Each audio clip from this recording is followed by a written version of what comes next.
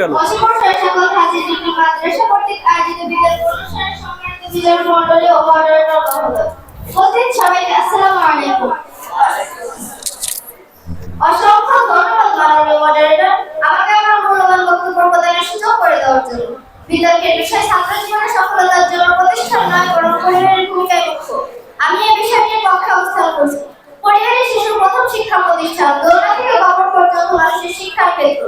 একজন শিশু কথা বলা, শিষ্টাচার, নৈতিকতা ও মূল্যবোধ পরিবার থেকে শিখে।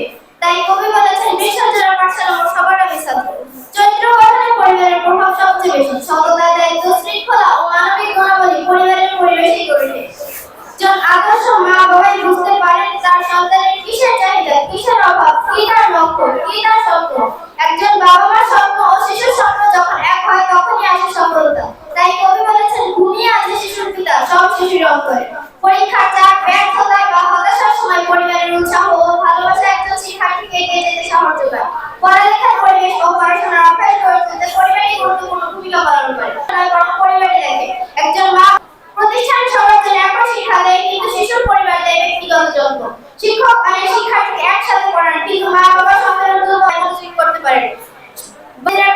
যেভাবে প্রস্তুত করে না, সে কারণে শিশুর পরিবারের সতর্ক থাকে। একই রকম হলো মা বাবার শিক্ষা একরকম হয় না। মা বাবা একই ধরনের শিক্ষা দেয়, পেছনের পড়া শিক্ষার্থীদের নিয়ে বিদ্যালয় বা শিক্ষকের ভাবার কোনো সুযোগ থাকে না। সন্তানের কোন বিষয়ে দুর্বলতা থাকে তখন অতিরিক্ত বিষয় লক্ষ্য করে তুলতে পরিবারে একজন আদর্শ ও সুন্দর হোম টিউশনের ব্যবস্থা করে থাকে। অনেক সফল ব্যক্তির সাফল্যের পিছনে পরিবারের অবদান রয়েছে। তাদের যত্ন, অধ্যাবসায় ও স্বপ্ন পূরণে পরিবারের অবদান গুরুত্বপূর্ণ ভূমিকা পালন করে। শিক্ষা প্রতিষ্ঠানে জ্ঞান দান করে, কিন্তু সেই জ্ঞান ও মানসিক শক্তির ভিত্তি তৈরি করে পরিবার। একজন শিক্ষার্থী সারাদিনের মধ্যে খুব বেশি হলে 6 ঘন্টা বিদ্যালয়ে কাটায়, কিন্তু বাকি 18 ঘন্টা সে তার পরিবারের সাথেই কাটায়। পড়ার অভ্যাস, সময়ানুবর্তিতা, নৈতিকতা ইত্যাদি বিষয়গুলো প্রতিষ্ঠান আর পরিবার থেকে শেখানো হয়।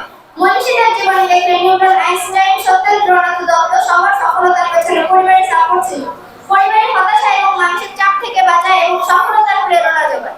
একজন ছাত্র যখন ব্যর্থ হয় তখন প্রতিষ্ঠান আর পরিবারই তার পাশে দাঁড়ায়। তাই মাননীয় মডারেটর, আমি আমার পক্ষধারী বন্ধুদের কাছে একটি প্রশ্ন রাখতে চাই যে, ভালো প্রতিষ্ঠান থেকে শিক্ষা গ্রহণ করতে যখন অনেক টাকার প্রয়োজন হয় তখন তার ভার কে বহন করে? প্রতিষ্ঠান শুধু জিপিএ রেজাল্ট ভালো করা শেখায়, কিন্তু কেন ভালো রেজাল্ট দরকার এই শিক্ষা পরিবার থেকেই দেওয়া হয়। কেন সে ডাক্তার হবে, কেন সে ইঞ্জিনিয়ার বা সৈনিক হবে, দেশের জন্য সে কি করবে, এই লক্ষ্য পরিবার থেকে ঠিক করে দেয়। যে পরিবারের পড়াশোনার মূল্য আছে সে যত খারাপ বিদ্যালয়ে পড়ুক সে ঠিক উঠে দাঁড়ায়। এমন অনেক ছাত্র আছে যারা বাংলা মিডিয়াম প্রাইমারি স্কুলে পড়েও ডিএমসিতে চান্স পায়, আবার অনেকে আছে ইংলিশ মিডিয়াম বড় স্কুলে পড়েও ছড়ে যায়। পার্থক্য কোথায়? বাইরের তদারকি সাপোর্ট। যারা বাইরের সাপোর্ট পায় তারা জীবনে ভালো কিছু করতে পারে। তাই